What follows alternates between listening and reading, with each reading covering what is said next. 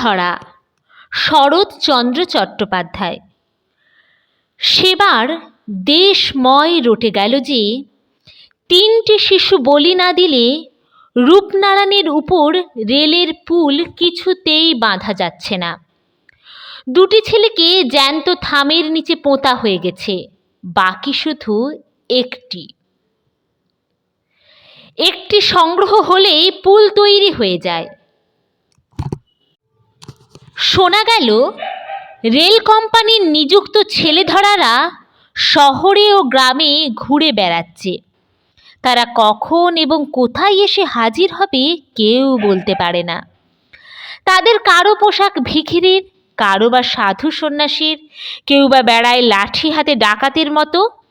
এ জনশ্রুতি পুরানো, সুতরাং কাছাকাছি পল্লীবাসীর ভয়ের ও সন্দেহের সীমা রহিল না যে এবার হয়তো তাদের পালা, তাদের ছেলেপুলেই হয়তো পুলের তলায় পোঁতা যাবে।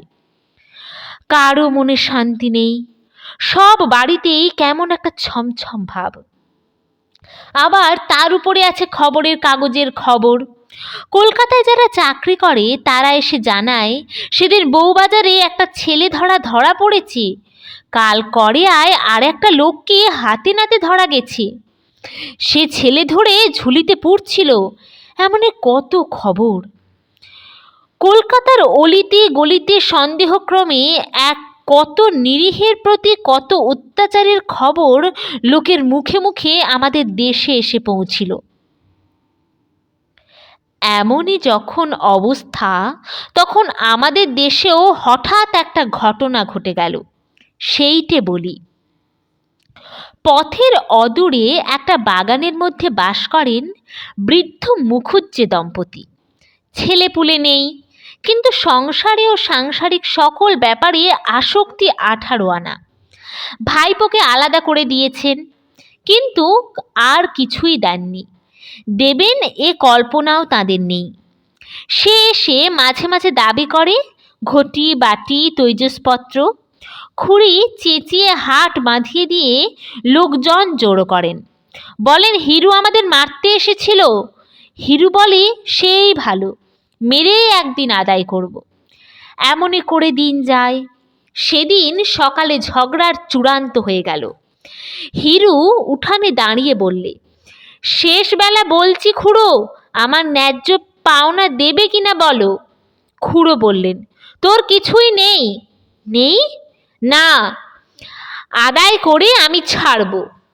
খুড়ি রান্নাঘরে কাজে ছিলেন, বেরিয়ে এসে বললেন, তাহলে যা তোর বাবাকে ডেকে আনগে। হিরু বললে, আমার বাবা স্বর্গে গেছেন, তিনি আসতে পারবেন না। আমি গিয়ে তোমাদের বাবাদের ডেকে আনবো। তাদের কেউ হয়তো বেঁচে আছে, তারা এসে চুল চিরে আমার বখরা ভাগ করে দেবে। তারপর মিনিট 2 ধরে উভয় পক্ষে যে ভাষা চলল তা লেখা চলে না। যাবার আগে হিরু বলে গেল, আজই এর একটা হেস্তনেস্ত করে তবে ছাড়বো, এই তোমাদের বলে গেলুম, সাবধান। রান্নাঘর থেকে খুড়ি বললেন, তোর ভারী ক্ষমতা, যা পারিস করগে। হিরু এসে হাজির হলো রায়পুরে। ঘর কয়েক গরিব মুসলমানদের পল্লী। মহরমের দিন বড় বড় লাঠি ঘুরিয়ে তারা তাজিয়া বার করে। লাঠি তেলে পাকানো, গাঁটে গাঁটে পেতল বাঁধানো।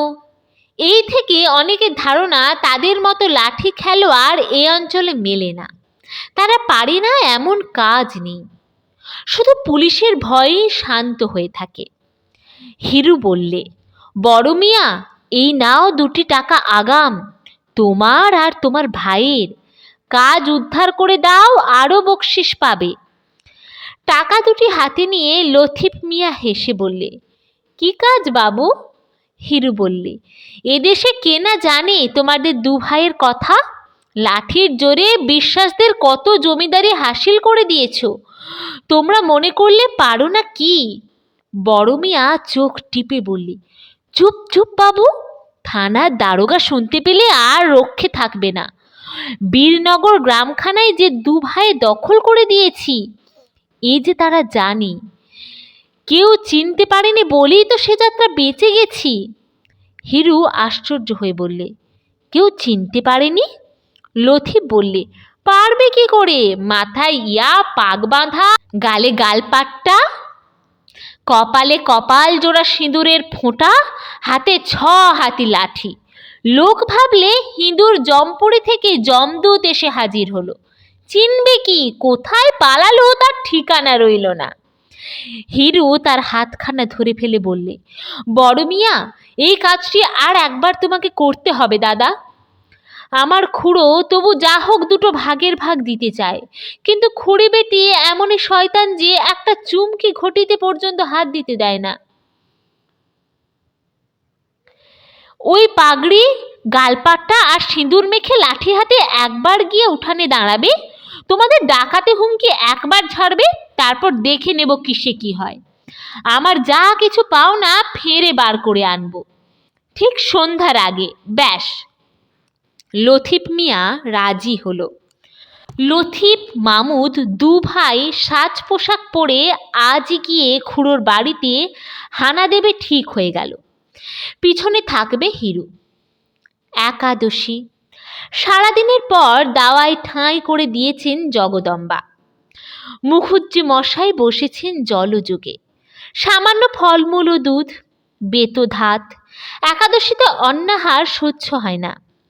পাথরের বাটিতে ডাবের জলটুকু মুখে তুলেছেন। এমন সময় দরজা ঠেলে ঢুকলো দু ভাই লথিফ আর মামুদ।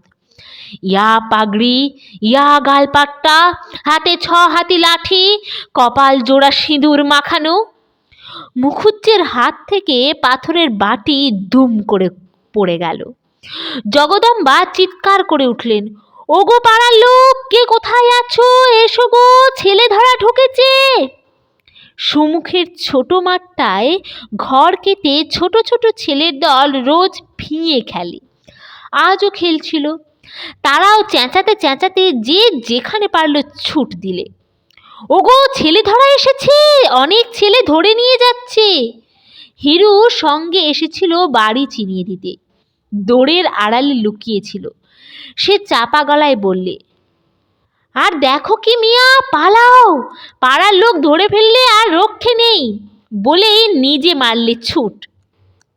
লথিফ মিয়া শহরের আর কিছু না শুনে থাক, ছেলে ধরার জনশ্রুতি তাদের কানে এসেও পৌঁছেছে। চক্ষের পলকে বুঝলে এ অজানা জায়গায় এরূপ বেশ, এই সিঁদুর মাখা মুখে ধরা পড়ে গেলে দেহের একখানা হাড়ও আস্ত থাকবে না। সুতরাং তারাও মারল ছুট। কিন্তু ছুটলে হবে কি, পথ আছে না, আলো এসেছে কমে। চতুর্দিক থেকে কেবল বহু কণ্ঠের সমবেত চিৎকার, ধরে ফেল, ধরে ফেল, মেরে ফেল বেটাদের। ছোট ভাই মামুদ কোথায় পালালো ঠিকানা নেই, কিন্তু বড় ভাই লথিফকে সবাই ঘিরে ফেললে। সে প্রাণের দায়ে কাঁটা বন ভেঙে লাফিয়ে পড়ল একটা ডোবায়। তারপর সবাই পাড়ে দাঁড়িয়ে ছুটতে লাগলো ঢিল। যেই মাথা তোলে অমনি মাথায় পড়ে ঢিল, আবার সে মারে ডুব, আবার উঠে, আবার মাথায় পড়ে ঢিল।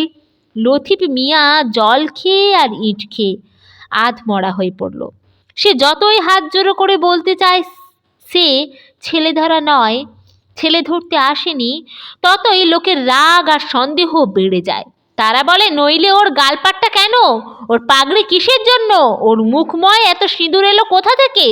পাগড়ি তার খুলে গেছে, গালপাট্টা এক ধারে ঝুলছে, কপালের সিঁদুর জলে ধুয়ে মুখময় লেগেছে।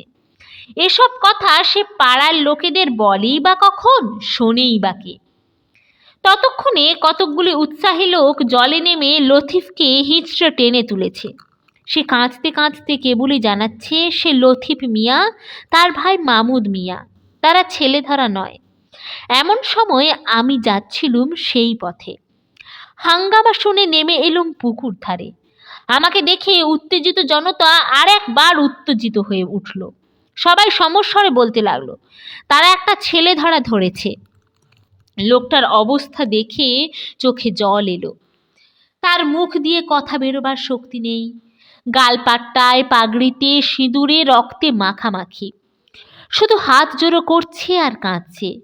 জিজ্ঞাসা করলুম, ও কার ছেলে চুরি করেছে, কে নালিশ করেছে? তারা বললে, তা কে জানে, ছেলে কই? তাই বা কে জানি। তবে এমন করে মারছ কেন? কে একজন বুদ্ধিমান বললে, ছেলে বোধহয় ও পাঁকে পুঁতে রেখেছে, রাত্রিরে তুলে নিয়ে যাবে, বলি দিয়ে পুলের তলায় পুঁতবে। বললুম, মরা ছেলে কখনো বলি দেওয়া যায়? তারা বলল, মরা হবে কেন, জ্যান্ত ছেলে। পাঁকে পুঁতে রাখলে ছেলে জ্যান্ত থাকে কখনো? যুক্তিটা তখন অনেকের কাছেই সমীচীন বোধ হলো। এতক্ষণ উত্তেজনার মুখে সে কথা কেউ ভাববারই সময় পায়নি। বললুম, ছাড়ো ওকে। লোকটাকে জিজ্ঞাসা করলুম, মিয়া, ব্যাপারটা সত্যি কি বলো তো? এখন অভয় পেয়ে লোকটা কাঁদতে কাঁদতে সমস্ত ঘটনা বিবৃত করলে। মুখুজ্জে দম্পতির উপর কারও সহানুভূতি ছিল না, শুনে অনেকের করুণাও হলো। বললুম, লথিফ, বাড়ি যাও, আর কখনো এসব কাজে এসো না। সে নাক মললে, কান মললে, খোদার কিরে নিয়ে বললে, বাবু মশাই, আর এসব কাজে কখনো না। কিন্তু আমার ভাই গেল কোথায়? বললুম, ভাইয়ের ভাবনা বাড়ি গিয়ে ভেবো লথিফ, এখন নিজের প্রাণটা যে বাঁচলো এই ঢের।